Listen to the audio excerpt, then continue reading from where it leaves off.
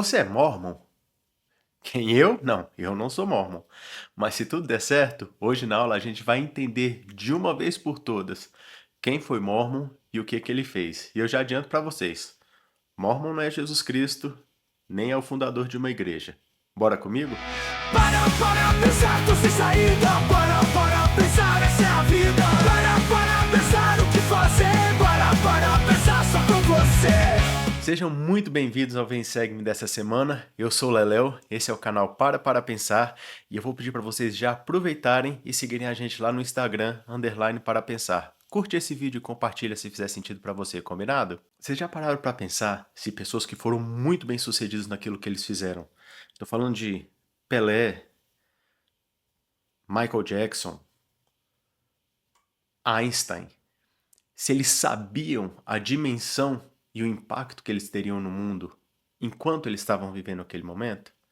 É um questionamento interessante de se fazer porque, de modo geral, eles estavam vivendo a realidade deles, a vida deles, e esse impacto foi consequência de quão bem eles fizeram aquilo que eles faziam.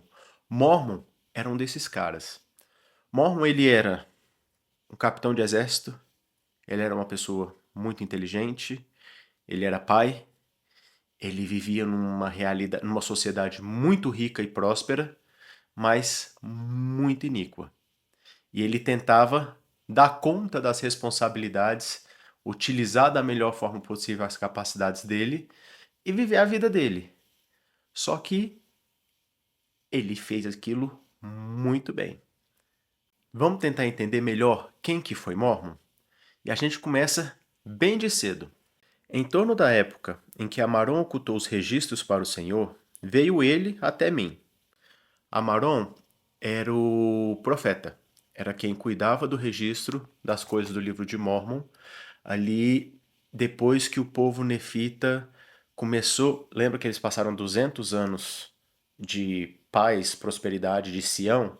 Pois é, Amaron é o profeta ali do final de quando o povo começa a cair de novo no orgulho e no pecado. Então Amaron vê em Mórmon uma criança de 10 anos e fala o seguinte: veio ele até mim quando eu tinha uns 10 anos de idade e começava a ser educado segundo os conhecimentos de meu povo. E disse-me: vejo que és um menino sério e de percepção rápida. Portanto, quando tiveres cerca de 24 anos, quero que te lembre das coisas que houveres observado em relação a este povo. E quando chegares a essa idade, vai até a terra de Antum, a colina que se chama assim, onde depositei para o Senhor todas as gravações sagradas que dizem respeito a esse povo. E eis que as tomará para ti, as placas de Nefe, deixando o restante no lugar que estão, e gravarás na placa de Nefe todas as coisas que tiveres observado em relação a este povo. Então vamos lá, a primeira característica que a gente tem aqui de Mormon é que ele desde criança era uma criança diferenciada. E eu acho que vocês já passaram por algumas dessas na vida. São crianças que têm uma sensibilidade, têm uma maturidade fora do comum. Ele aqui no caso, ele era uma criança muito séria e de percepção rápida.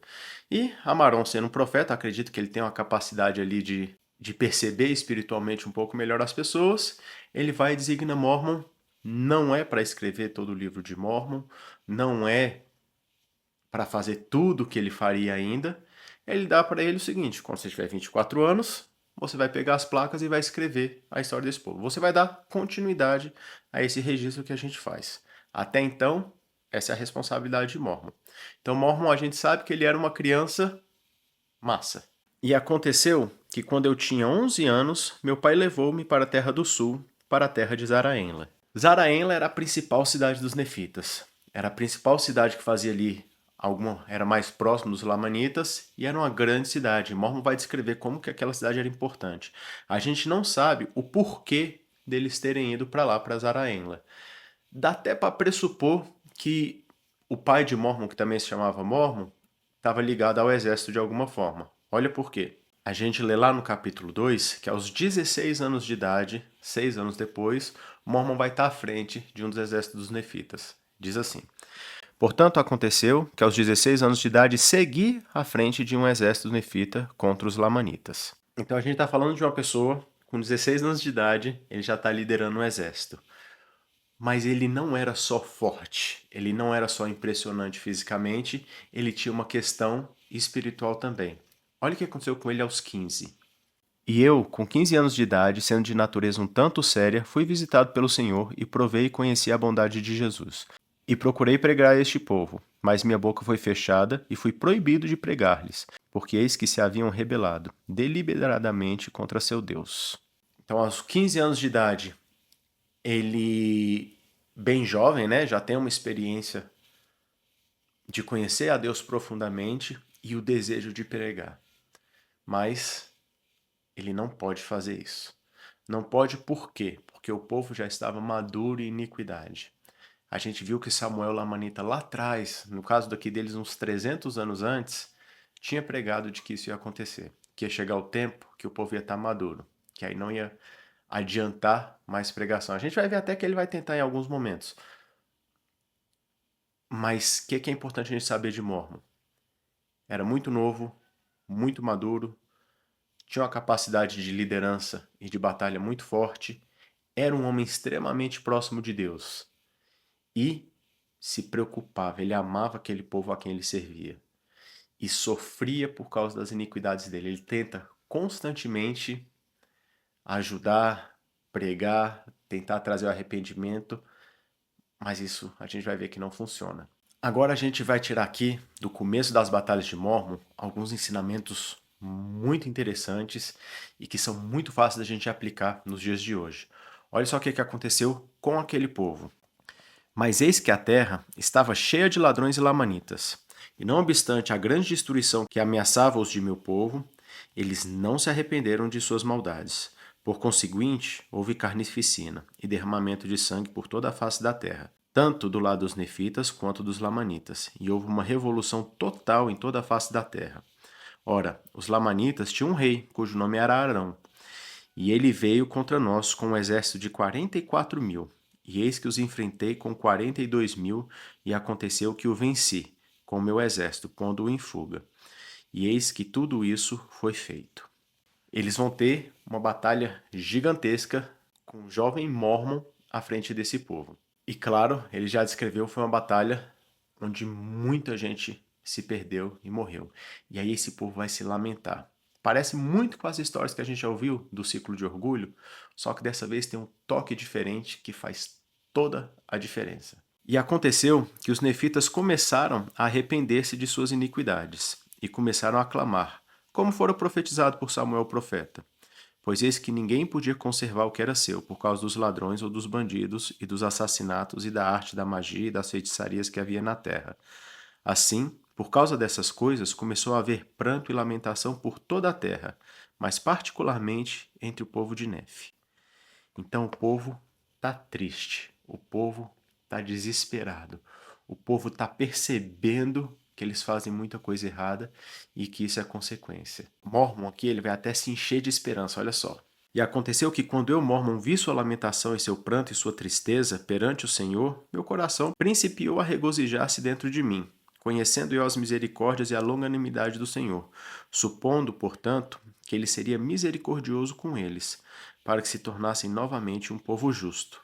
Mas eis que minha alegria foi vã, porque seu pesar não era para o arrependimento por causa da bondade de Deus. Ao contrário, era mais o pesar dos condenados, porque o Senhor não lhes permitiria deleitar-se continuamente em pecado. E eles não se chegavam a Jesus com o coração quebrantado e o espírito contrito. Amaldiçoavam, porém, a Deus, e desejavam morrer, não obstante, lutavam com a espada por sua vida. E aconteceu que a tristeza me voltou, e vi que passado era o dia da graça para eles, tanto física como espiritualmente. O pesar, ele é sim uma das primeiras partes ou passos para o arrependimento. Só que quando ele leva para o arrependimento, quando ele faz a gente fazer essa conexão de volta para Cristo. Então o recado é mais ou menos assim: se você só volta para Cristo nos momentos de dificuldade, quando as coisas estão muito difíceis, pelo menos você volta para Cristo. Esse povo, no momento de dificuldade, de tudo ruim, eles amaldiçoam a Deus. Eles ficam com raiva de Deus porque essas coisas estão acontecendo com eles. Eu entendo que, de certa forma, eles se achavam talvez injustiçados. Nós não somos um povo escolhido, nós não somos o seu povo, mas aqueles não querem se arrepender de verdade. Eles não querem reconhecer Deus. O que eu quero colocar aqui, e a gente vai colocar isso até de uma forma mais clara ainda. A A gente viu Jesus Cristo no Sermão da Montanha falando para quando a gente fizesse as coisas, a gente fizesse pelo motivo certo. A gente fizesse com real intenção. Se você vai doar, que a mão direita não saiba o que a esquerda faz. Se você está em jejum, que você não lava o rosto, vai com a cara boa, não faz oração em voz alta para o mundo inteiro ouvir. Não seja hipócrita, não busque o reconhecer do mundo. Então, existe uma motivação. Aqui eles têm a tristeza, eles têm até a motivação justa, eles perderam muita gente, eles estão querendo melhorar, mas eles não estão ligando essas coisas a Cristo obrigatoriamente. Ele vai deixar isso aqui ainda mais claro, olha só. E aconteceu o que eu falei ao meu povo, e exortei-o com grande energia a enfrentar corajosamente os lamanitas, e a lutar por suas mulheres e seus filhos, e suas casas e seus lares. E minhas palavras despertaram-lhes um certo vigor, de modo que não fugiram dos lamanitas, e a eles opuseram-se ousadamente. E aconteceu que lutamos com um exército de 30.000 contra um exército de 50.000. E aconteceu que nos portamos diante deles com tal firmeza que fugiram. Então eles vão ser colocados de novo de frente a uma nova batalha. Olha aqui o que Mormon vai fazer. Ele admirava muito o Capitão Moroni lá de trás. E ele fala, olha, vamos lutar por esses motivos aqui que são certos. Pelas suas mulheres, pelos seus filhos, pela sua família. Aqui não coloca, mas provavelmente pela sua liberdade. Mas aqui eles não estão voltando a Deus. O que eu quero resumir com isso é o seguinte. A gente vive num mundo hoje em que é muito normal as pessoas falarem assim, não, seja uma pessoa boa. Você não precisa de religião para ser uma pessoa boa. É verdade, você não precisa de religião. Você não precisa de Deus obrigatoriamente para ser uma pessoa boa. Você pode só ser uma pessoa boa. Mas no final das contas, se a gente é uma pessoa boa, mas sem um intento de se apegar a Deus, sem um intento de retornar a Cristo, a gente não vai ter isso no final. A gente vai ver que apesar de lutarem, de ganhar essa batalha, esse povo vai se perder. Se a gente buscar na vida só ser uma pessoa boa, sem se reconectar com Deus, no final das contas, igual esse povo, a gente também vai se perder. A gente também vai acabar afastado daquilo que a gente realmente deveria estar buscando. Então a gente tem aqui um Moroni que está tentando ensinar o melhor dos princípios para o povo dele, que está tentando liderar o exército dele para a vitória. Ele já fez isso 2 vezes e vai vir uma terceira batalha muito maior, muito mais aterrorizante, e eles vão conseguir ganhar. De novo, a gente está acostumado a ver aquele ciclo do orgulho acontecendo e nesse final as pessoas buscarem Deus. Mas não, olha o que acontece com esse povo. Ora, por causa desse grande feito que os de meu povo, os nefitas, haviam realizado, começaram a vangloriar-se de sua própria força e a jurar perante os céus que vingariam o sangue de seus irmãos e os que tinham sido mortos por seus inimigos. E juraram pelos céus e também pelo trono de Deus que subiriam para batalhar contra seus inimigos e varrê-los-iam da face da terra. E aconteceu que eu, Mormon, recusei-me terminantemente, daí em diante, a ser comandante e chefe desse povo, em virtude de suas iniquidades e abominações. Os nefitas vão passar aqui daquela... A gente estudou isso muito nos capítulos de guerra. Eles saem de que o lado justo, ele guerreia para se defender. O lado justo luta por motivos justos e para se defender. E aqui eles falam assim, não, a gente vai se vingar. A gente vai atacar, a gente vai atrás até o final. Qualquer semelhança com a realidade é um sinal do que provavelmente deve acontecer. Mas vamos lá. E eis que eu os conduzira, apesar de suas iniquidades, e os conduzira várias vezes à batalha, e amara-os segundo o amor de Deus que se achava em mim, com todo o meu coração. E o dia inteiro elevava minha alma a Deus, em oração por eles. Não obstante, era sem fé por causa da natureza do coração deles. E aconteceu que me recusei terminantemente a marchar contra meus inimigos, e fiz como o Senhor me ordenara, e permaneci, como testemunha passiva, para manifestar ao mundo as coisas que vi e ouvi segundo as manifestações do Espírito, o qual dera testemunho acerca de coisas futuras. Então aqui Mormon, ele fala assim, é esse o intento de vocês? Eu não vou. Eu morro com vocês, morro por vocês, me defendendo, lutando pelo aquilo que eu acho que é justo. A vingança, ela é de Deus. Eu não vou ter parte com isso. E eu entendo que aqui nessa parte que Mormon ele vai parar, vai pegar tudo aquilo que Amarão, lembra o profeta lá atrás tinha mandado para ele quando ele era garotinho, e vai fazer um registro, um compilado do que era o livro de Mormon. Em algum momento aqui, Mormon ele vai ter uma visão dos nossos dias. Ele vai entender pelo que a gente vai passar. Por que isso é muito importante? Mormon teve acesso a todo o registro do povo nefita. Ele teve acesso a, nesse caso aqui, já a 800, 900 anos de história. E eu já me perguntei algumas vezes, por que não tem mais capítulos legais igual lá em Segundo Nef, explicando doutrina, explicando como as coisas são bonitinhas, como que devem ser. A gente está falando aqui, Mormon ele acabou de passar o povo dele por 200 anos de Sião, de uma vida perfeita. Por que ele não colocou mais disso aqui? Você já parou para pensar nisso? Eu entendo que pelo fato de Mormon ter visto os nossos dias, ele sabia do que a gente precisava. Eu acho que infelizmente os nossos dias eles são muito mais uma busca por Sião do que estar em Sião, de certa forma. Ele entendia que a gente viveria em tempos de guerras, rumores de guerras, de muita contenda, de muita rivalidade, de brigas, inclusive internamente, dentro de igreja, dentro de família, dentro dos ambientes que eram para ser muito mais saudáveis. E ele vira e fala para a gente: olha, tem que ter a motivação certa, tem que se arrepender sempre, tem que voltar para Cristo, tem que ser uma pessoa melhor. Senão o destino é esse. E eu não vou me ater aos detalhes que a gente tem da destruição do povo nefita, porque é triste. Esses são capítulos muito tristes de se ler. Aqui, quando eles começam a marchar para atacar de volta os lamanitas, para se vingar deles, é literalmente quando eles selam a destruição do povo deles para sempre. É o fim desse povo. Tá fazendo sentido para você? Tá interessante? Compartilhe esse vídeo com alguém que precisa. Compartilhe isso com aquele amigo que acha que você é mormon. Você não é mormon. Explica para ele quem que é mormon de verdade. Pode ser? Não esquece de curtir. Então, gente, esse é mormon. Mormon ele é muito um cara que nem eu e que nem você. Ele é um cara que teve uma família. Ele é um cara que ocupou cargos de mais importância e de menos importância. Ele chegou a ser o principal comandante dos nefitas. Então ele teve uma vida profissional bem atarefada, mas para a qual ele não obteve sucesso. Ele vai ser um profissional que vai ver do exército, que vai perder batalhas, que vai ver o povo dele sendo destruído. Ele é um pai num mundo em que ele não consegue mudar o mundo ao redor dos filhos dele, em que ele vai ver esse mundo se desfacelando cada vez mais. Ele vai ver a iniquidade cada vez mais presente. Mormon ele é parte de uma sociedade decaída, de uma sociedade que decidiu ignorar para sempre Deus.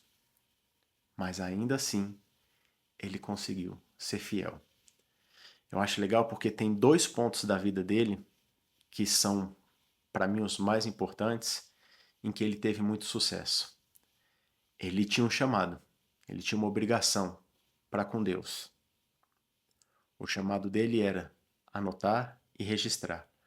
Em algum momento, o chamado dele se tornou preparar para as futuras gerações, para o povo que foi mostrado para eles, para o futuro, para os descendentes do povo que ia destruir completamente os nefitas e para a gente preparar alguma coisa que pudesse ajudar as pessoas a se voltar para Cristo.